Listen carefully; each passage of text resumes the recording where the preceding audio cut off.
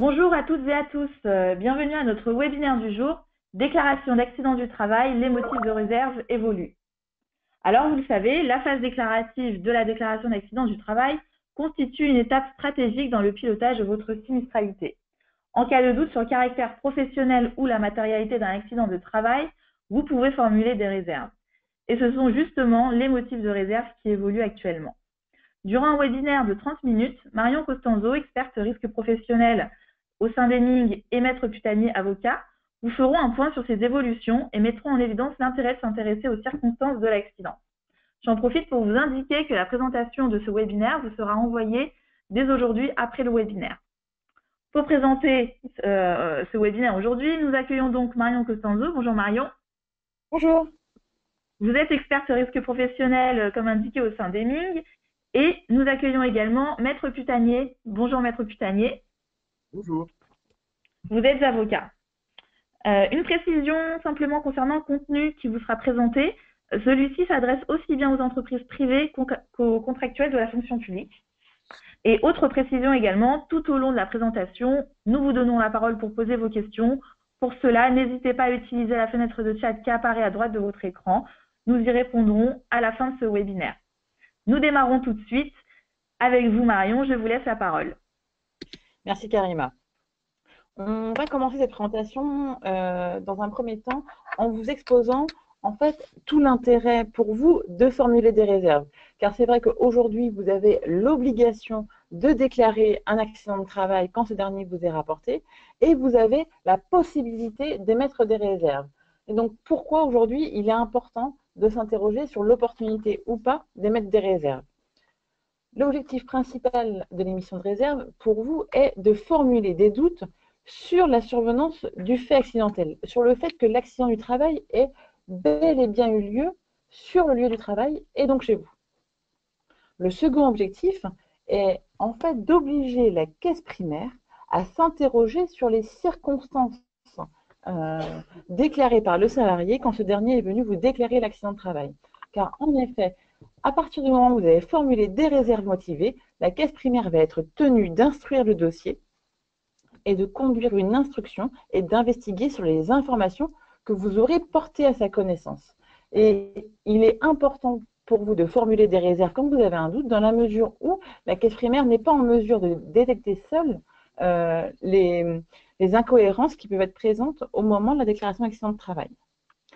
Et enfin, émettre des réserves contraint donc la caisse primaire à instruire le dossier et vous permet à terme d'avoir accès aux éléments du dossier dans le cadre de l'instruction. Rentrons désormais dans le vif du sujet avec le principe des réserves. La lettre de réserve, elle obéit à des principes juridiques très stricts, mais également à des principes de bon sens. Marion vient de vous le dire, elle est un élément stratégique essentiel, car c'est le moment, après la rédaction de la déclaration d'accident du travail, qui est une obligation pour vous. Vous devez rapporter les déclarations qui vous sont faites, c'est une obligation légale. Vous les rapportez sur un formulaire réglementaire, qui obéit à des exigences formelles assez strictes. Il y a déjà eu une formation là-dessus pour vous accompagner dans la rédaction des déclarations d'accident du travail. Rédiger une lettre de réserve, c'est apporter à la CPM les éléments qui sont vos éléments de doute, d'interrogation. Ils répondent, je vous l'ai dit, à des considérations de bon sens et ça peut être des considérations de définition. Un accident du travail est défini par le Code de la sécurité sociale, et c'est la lésion qui survient de façon brutale et soudaine au temps et au lieu du travail. Donc, premier motif essentiel des réserves, c'est l'absence de matérialité. Les circonstances de temps, ça ne s'est pas passé au moment où on nous dit que c'est déclaré, au moment où on nous dit que ça s'est passé comme c'est déclaré, et ça ne s'est pas passé au lieu du travail comme on nous dit que c'est survenu. Donc, première considération, les considérations de matérialité, absence de temps et de lieu. Et ça répond à beaucoup de vos interrogations. Ça s'est pas passé. Où on nous l'a dit, comme on nous l'a dit, ce n'est pas plausible, il n'était pas au temps au lieu du travail. Et quelle est la considération principale? C'est l'absence de témoins. Personne ne peut confirmer les circonstances de temps et de lieu.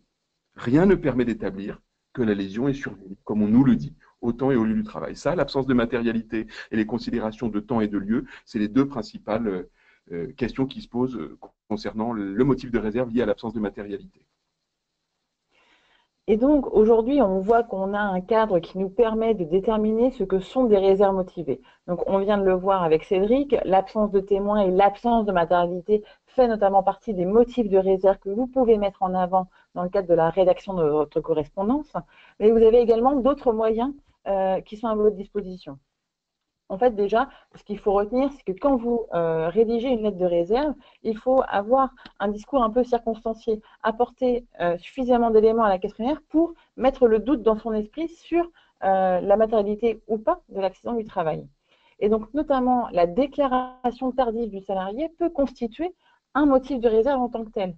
En effet, le salarié qui vient vous voir le mardi matin pour vous déclarer un accident survenu le vendredi de la semaine précédente, est un motif de réserve. Et là, ce dernier, vous allez pouvoir venir le nourrir par d'autres éléments, comme si éventuellement il est venu travailler lundi sans vous déclarer aucun fait accidentel. En fait, il s'agit toujours de construire un peu un faisceau d'indices. Vous allez pouvoir parfois relier différents motifs de réserve, et notamment la notion de constatation médicale tardive, que vous allez pouvoir éventuellement relier. Parce que pour ce même salarié qui vient vous voir le mardi pour un accident du vendredi de la semaine précédente, vous allez essayer de regarder à quel moment il est allé consulter son médecin pour voir là encore si c'est cohérent par rapport à un fait qui serait survenu le vendredi. Car si ce dernier est seulement allé voir le médecin le mardi où il est venu vous voir, vous pouvez vous interroger sur le fait qu'il a repris l'entièreté de sa liberté dans l'intervalle entre le vendredi et le mardi, et que l'accident a pu survenir à n'importe quel moment en dehors de la sphère professionnelle. Toutes ces considérations, elles sont, on vous l'a dit, stratégiques. Pourquoi? Parce que c'est le moment, dans la phase déclarative, où vous allez prendre la main sur votre dossier. La caisse primaire d'assurance maladie, son service risque professionnel, elle est le premier juge de la matérialité. Elle reçoit une déclaration d'accident du travail, un certificat médical initial, et elle doit statuer en fonction des textes. Si vous lui donnez rien, elle va considérer que les éléments déclaratifs et les éléments médicaux, s'ils sont plausibles, s'ils constituent un faisceau de présomption suffisamment grave, précise et concordante, alors elle va considérer qu'une prise en charge d'emblée est possible. Comprenez bien que l'absence de réserve de l'employeur, même si ce n'est pas un élément légal de matérialité, ça fait penser à la caisse qu'il y a un accord implicite, tacite de l'employeur. Je sais bien que juridiquement c'est contestable, mais c'est la pratique, puisque 95% des dossiers font l'objet d'une prise en charge d'emblée. La lettre des réserves, c'est votre façon de prendre la main sur votre dossier et de donner à la CPM les éléments qui vont lui permettre de statuer. Si vous avez des doutes, si vous considérez que ça ne s'est pas passé comme ça, que ce n'est pas plausible, que personne n'a rien vu et qu'il s'agit d'éléments qui ne permettent pas d'acter la matérialité, alors il faut que vous puissiez donner ces éléments à la CPM pour qu'elle puisse statuer. Et c'est vrai que pour apporter l'intégralité de ces informations, il est important de rédiger un courrier séparé au moment de la déclaration d'accident de travail. Car il est vrai que vous avez sur le CERFA qui est mis à votre disposition un encart dédié aux réserves. Toutefois, ce dernier est restreint et ne vous permet pas en fait de mettre en avant l'intégralité des informations qui sont à votre disposition. Donc, notre préconisation, c'est vraiment de prendre le temps de rédiger un courrier séparé pour apporter l'ensemble des informations de la questionnaire d'assurance maladie. Ce courrier, vous pouvez le joindre en pièce jointe sur notre entreprise. C'est une faculté qui vous est offerte. Et bien entendu, vous pouvez le joindre quand vous adressez votre courrier par voie postale à la questionnaire d'assurance maladie. La question dans les réserves motivées de la cause totalement étrangère au travail, c'est l'autre motif des réserves. On vous a dit que la jurisprudence évoluait, qu'il y a des évolutions donc, sur ces questions, de la façon dont la Cour de cassation va prendre en compte la définition des réserves.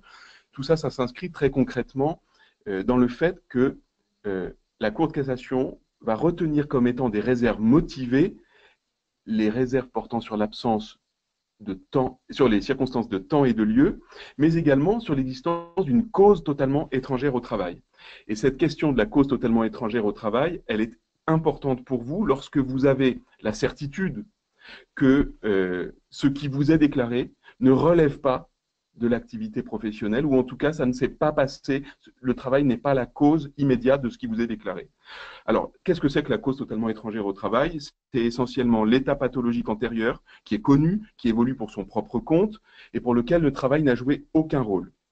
C'est le cas du salarié qui se plaignait dans les jours qui précèdent ou le matin même, au moment de sa prise de poste, d'une situation pathologique, d'un malaise ou de douleur, et il prétend que ça s'est manifesté ensuite au temps et au lieu du travail de façon brutale et soudaine, ou enfin, ça c'est un cas récurrent, lorsque c'est la nouvelle manifestation d'un AT ou d'une MP antérieure. Cette nouvelle manifestation doit recevoir une autre qualification que celle d'accident du travail, et il est possible qu'elle puisse recevoir la qualification de rechute.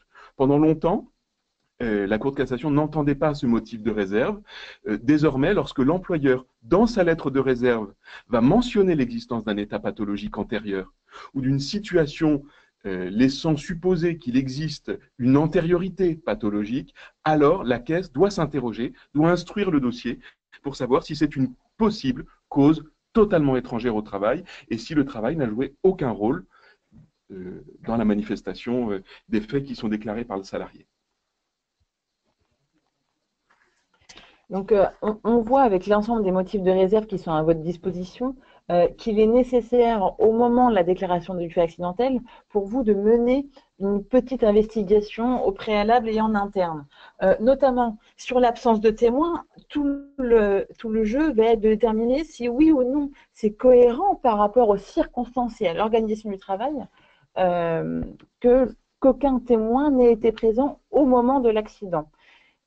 Et en parallèle, il vous appartiendra, dans le cadre de la lettre de réserve, de mettre en avant le fait qu'une absence de témoin n'est pas normale si le salarié devait travailler au sein d'une équipe de 10 personnes et que malgré tout, personne n'a vu le fait accidentel se produire. C'est pas de votre faute et ça ne vous prive pas de la possibilité de faire valoir cette absence de témoin si c'est l'organisation du travail qui explique l'absence de témoin. La Caisse pose souvent la question dans les questionnaires, lorsqu'il y a eu des réserves et qu'il y a eu une enquête, l'organisation du travail explique-t-elle l'absence de témoin? Oui, elle peut l'expliquer, mais ce n'est pas la question. La question, c'est la preuve. Quelle que soit sa bonne foi, le salarié doit apporter des éléments objectif extérieur à sa seule parole. Il faut que ce soit confirmé. Le salarié n'est pas cru sur ses seules déclarations. Et si vous contestez, c'est-à-dire que vous considérez que ce n'est pas plausible et que vous n'avez pas la certitude que la lésion est bien survenue au temps et au lieu du travail, alors vous devez le mentionner. Il n'y a pas de témoin, personne ne peut confirmer. Et puisque ces éléments de preuve ne sont pas établis, alors la Caisse ne pourra pas considérer que les conditions de définition de l'accident du travail sont réunies. Il faut qu'on puisse établir que la lésion est survenue au temps et au lieu du travail, à l'occasion du travail. Et de la même façon, dans l'hypothèse qu'évoquait Cédric tout à l'heure, du rattachement du fait accidentel déclaré à un accident du travail ou à une maladie professionnelle déclarée précédemment, c'est là que l'on voit en fait l'importance du suivi de votre sinistralité. Aujourd'hui, ça peut paraître compliqué, mais un suivi logiciel de votre sinistralité qui permet d'avoir un historique des arrêts et des différents sinistres professionnels de votre salarié vous permettra d'être beaucoup plus proactif et stratégique dans l'étape de l'émission de réserve. Et pour être tout à fait rigoureux, on ne vous dit pas que dès lors qu'il y a eu un AT ou une AMP antérieure, c'est nécessairement une rechute. Juridiquement, il peut s'agir d'un nouveau fait accidentel, donc qui doit être, qui est susceptible d'être qualifié de nouvel accident du travail, s'il répond aux conditions de définition et de preuve. Mais dans ce cas-là, ça peut être une aggravation d'un état antérieur qui va être pris en charge comme tel, mais pour la seule période de l'aggravation et pour la seule aggravation. Voilà, donc on ne vous dit pas que c'est un élément qui fait disparaître l'accident du travail, ça peut être une nouvelle qualification. Très important, les délais. Lorsque vous avez coché sur la DAT que vous alliez émettre des réserves, lorsque vous les mentionnez et que vous joignez votre lettre de réserve, la question qui se pose, c'est est-ce qu'on a un délai? Eh bien, les réserves doivent intervenir, aussi simplement que cela, avant que la Caisse ne prenne sa décision. Donc, il ne faut pas tarder. Lorsque vous avez rédigé votre DAT, nous on conseille bien entendu de joindre la lettre de réserve si c'est possible, de l'adresser à bref délai après l'envoi de la déclaration d'accident du travail. Sinon, quel est le risque? Que la Caisse statue sur la seule DAT et certificat médical initial dans les quelques jours qui suivent la déclaration. Donc, par sécurité, une lettre de réserve, il faut l'envoyer dans les jours qui suivent la DAT, 2, 3, 4 jours. Les prises en charge rapides existent. Donc, vous ne pourrez pas reprocher à la caisse d'avoir pris en charge et de ne pas avoir attendu vos réserves, sauf si, alors avec un peu de prudence, vous avez noté dans la DAT lettre de réserve à venir. Voilà. C'est un moyen de loyauté, hein. On vous informe qu'on va émettre des réserves, mais je ne pense pas que les textes sanctionneraient une caisse qui prend en charge de manière classique un dossier sans que votre lettre ne lui soit parvenue. Donc, délai pour émettre des réserves, le bon sens, le plus rapidement possible, bref délai, et pour les textes, en réalité, c'est avant prise en charge par la CPM. Dans le cadre des accompagnements qu'on peut faire au quotidien, on constate qu'il y a beaucoup de réserves qui sont formulées sur des motifs qui ne permettent pas de formuler des réserves motivées.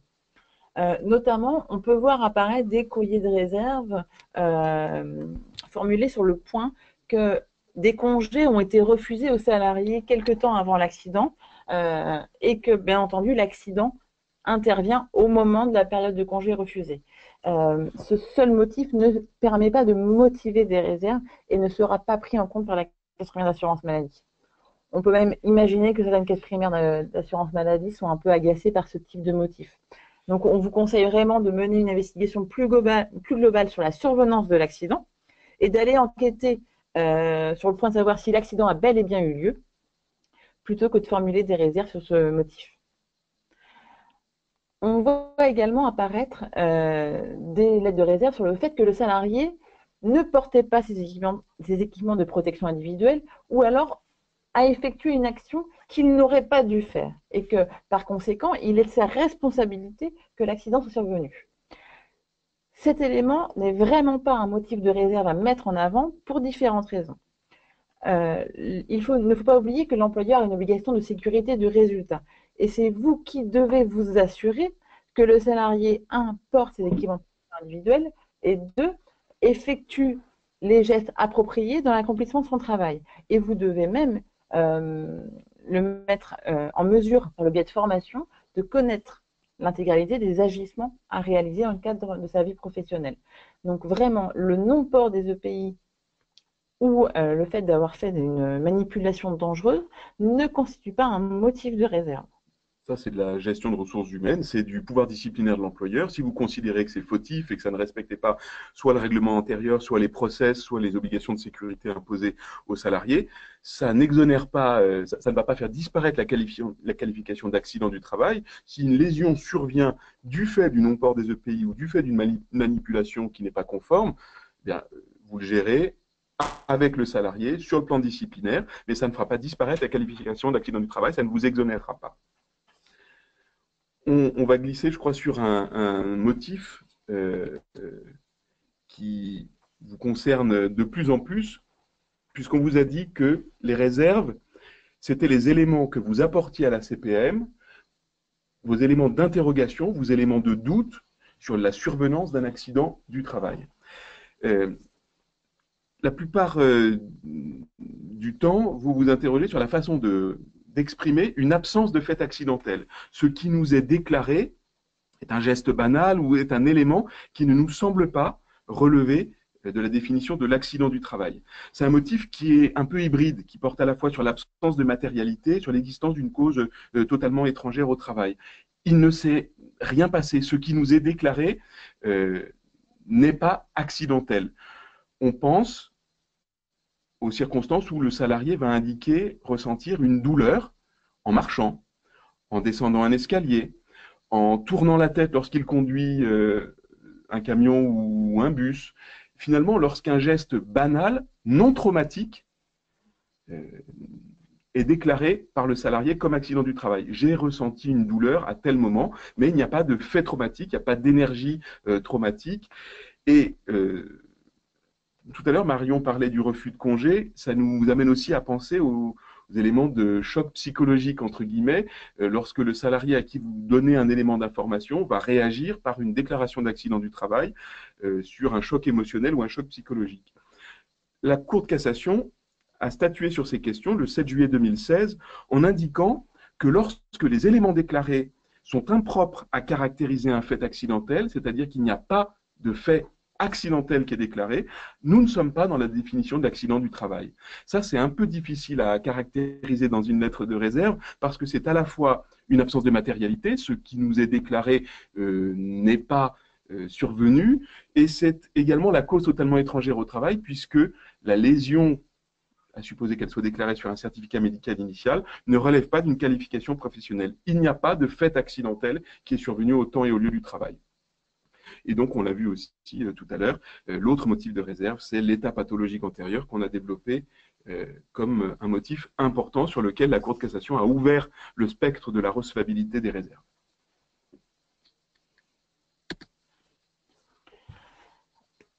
Par rapport au fait, on a quelques bonnes pratiques à vous communiquer par rapport à l'émission des réserves. On a déjà abordé un peu la première, donc c'est notamment parfois vous vous retrouvez un peu bloqué parce que vous voulez déclarer vos réserves, mais vous sentez que vous n'avez pas encore réussi à récolter toutes les informations, alors même que vous arrivez à la fin de votre délai de 48 heures de déclaration. Alors le principe de base à retenir, c'est que le plus important, c'est de faire votre déclaration dans le délai de 48 heures et de respecter cette obligation. Parce que si vous ne respectez pas cette dernière, vous aurez ensuite moins de poids pour faire valoir vos réserves dans le cadre de l'instruction, dans la mesure où vous serez mis en défaut. Donc le principal, c'est de faire cette déclaration dans le délai de 48 heures. Si vous voulez gagner un peu de temps, on peut le faire comme vous l'a indiqué Cédric tout à l'heure, indiquer dans l'encart réserve le fait qu'un courrier de réserve sera adressé par la suite. Mais dans ces cas-là, on vous conseille bien évidemment d'adresser ce dernier très rapidement. Pour gagner un peu de temps dans le cadre de l'instruction, parce qu'on sait que les délais peuvent aller très très vite au niveau de la prise en charge par la caisse primaire d'assurance maladie, on peut vous conseiller d'adresser exceptionnellement votre déclaration d'accident de travail par voie postale. Parce qu'en fait, la voie postale vous permettra de gagner 2-3 jours, car on sait d'expérience que l'acheminement des correspondances au sein des caisses primaires d'assurance maladie est parfois un peu laborieux, alors que la transmission via l'entreprise est directe et le dossier arrive directement auprès de l'agent de la CPAM qui va être responsable de votre dossier. Donc l'envoi postal vous permet de rédiger la déclaration dans les délais et également de gagner un peu de temps pour l'émission de la lettre de réserve. La deuxième bonne pratique, c'est qu'aujourd'hui, on sait que la lettre de réserve est stratégique, mais que c'est quelque chose qui vous demande du temps. Et en fait, tout l'enjeu ici, c'est aussi de vous montrer qu'à partir du moment où vous avez investi du temps sur l'émission de la réserve, il est important de ne pas lâcher le morceau. En fait, l'émission de la lettre de réserve n'est que le commencement de l'instruction du dossier d'accident du travail. À partir du moment où vous avez émis des réserves motivées, la caisse primaire est tenue d'instruire le dossier. Si elle ne le fait pas, cela constituera un motif de contestation que pourra développer l'avocat dans le cadre d'un contentieux. Donc, à partir du moment où vous avez mis des réserves motivées, vous allez notamment recevoir un questionnaire d'accident du travail qui vous sera adressé par la caisse primaire d'assurance maladie. Il est important au sein de ce questionnaire de reporter toutes les informations que vous aviez indiquées éventuellement dans la lettre de réserve, mais également de l'étayer des informations que vous avez pu recueillir dans l'intervalle.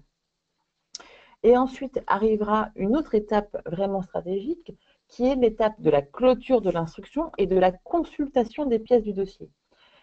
Au moment de la consultation des pièces du dossier, ce sera le seul moment où vous aurez l'assurance d'avoir accès non seulement aux déclarations du salarié, mais également à l'intégralité des certificats médicaux descriptifs relatifs à l'accident du travail. Et donc, au regard de ces éléments, vous pourrez être en mesure de formuler des observations complémentaires auprès de la caisse primaire d'assurance maladie pour vous assurer qu'elle dispose bien de l'entièreté des informations au moment de la décision finale. C'est vraiment très important, puisqu'on vous l'a dit tout à l'heure, la rédaction d'une lettre de réserve, c'est un élément stratégique. Vous prenez la main sur le dossier. Ce n'est pas pour laisser la main tout de suite après et vous en désintéresser. Vous allez donner à la CPM les éléments auxquels l'enquête doit permettre de répondre. Donc, vous devez suivre l'enquête. La façon dont vous allez répondre au questionnaire, c'est souvent ce que vous avez dit dans la lettre de réserve. Le questionnaire posera des questions très précises sur les circonstances de temps, de lieu, sur l'absence de témoins, sur les déclarations à une première personne avisée, ce qui a pu être objectivé. Donc, vous allez en général reprendre ce qu'il y avait dans votre lettre de réserve. Mais vous allez, comme vient de vous le dire Marion, vous intéresser au questionnaire qui va être rédigé par le salarié déclarant, par la première personne avisée en général que vous connaissez bien, puisque c'est vos services santé, sécurité au travail, ou une personne des ressources humaines qui est censée recevoir les déclarations, mais ça peut être également un témoin.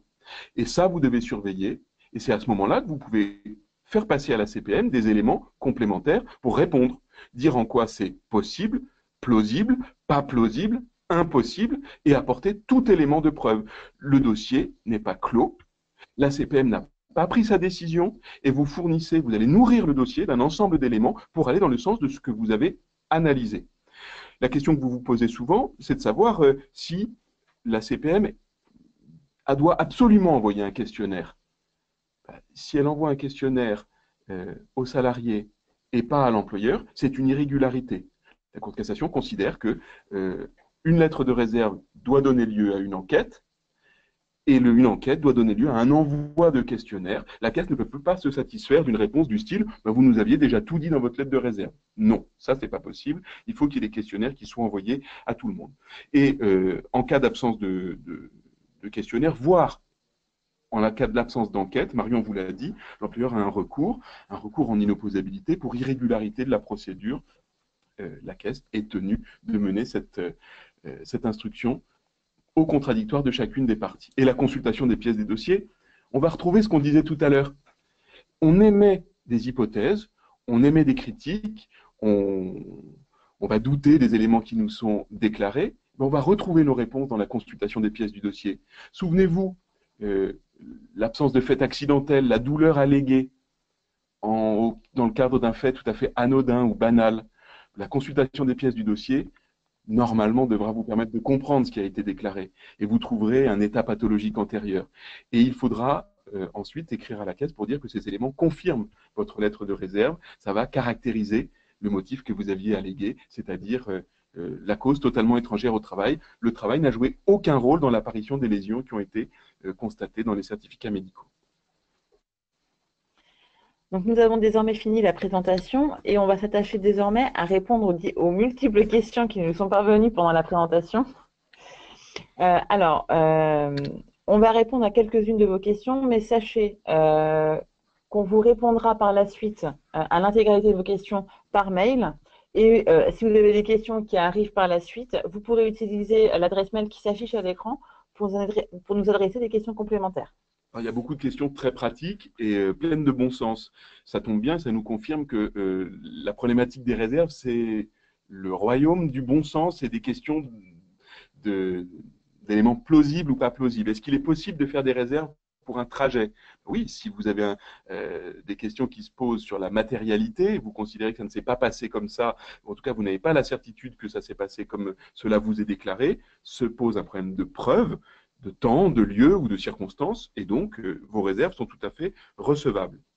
Vous vous demandez également si, alors que vous souhaitiez émettre des réserves, lorsqu'une décision de prise en charge est intervenue, alors vous dites trop rapidement, en tout cas elle est intervenue rapidement, si vous aviez alerté la Caisse dans votre déclaration d'accident du travail sur le fait que vous alliez émettre des réserves, si la déclaration arrive tout de suite, si la prise en charge arrive vraiment très très très vite, se posera une question de loyauté. Si ensuite votre lettre est partie et elles se sont croisées, là, ça sera un motif de critique de la décision et d'inopposabilité. Mais si vous n'aviez pas donné suffisamment d'indices à la Caisse, ben, on retrouve le bon sens. Si vous n'y aviez rien dit, la décision est intervenue normalement. Vos réserves, vous les utiliserez ensuite comme une critique de la décision de prise en charge dans un recours après prise en charge. Là, on sort un peu du sujet. Autre question, les réserves peuvent-elles être adressées lorsqu'il s'agit de faire valoir la présence d'un tiers? C'est intéressant. La lettre de réserve, elle a d'abord pour objectif d'obtenir une décision de refus de prise en charge. Nous considérons que ce n'est pas un accident du travail, que ça ne s'est pas passé comme ça, que la lésion a une cause totalement étrangère au travail. On attend un refus de prise en charge. Vous le savez, s'il y a une lésion qui survient au temps et au lieu du travail, et qu'elle est un accident du travail, peut se poser la question de la responsabilité du tiers, mais ça reste quand même un accident du travail. Et il va être pris en charge. Il y aura ensuite la responsabilité du tiers qui fera que il y aura un transfert de votre compte employeur à la responsabilité du tiers.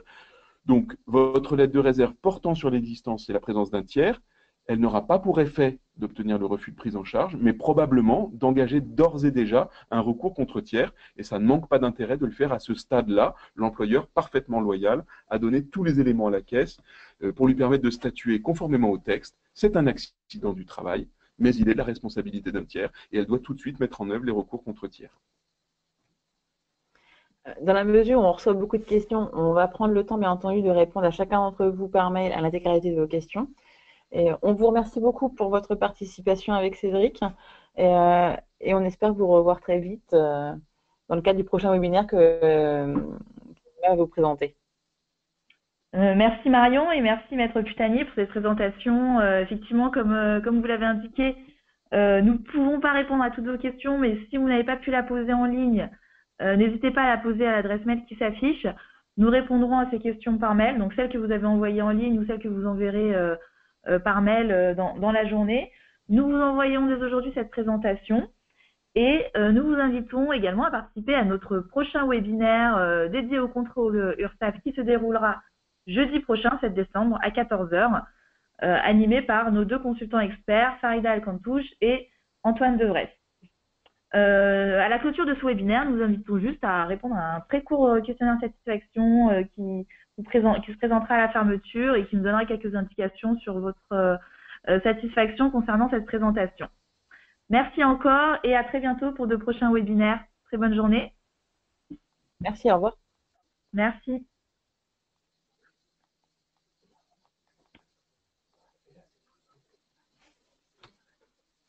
Beaucoup.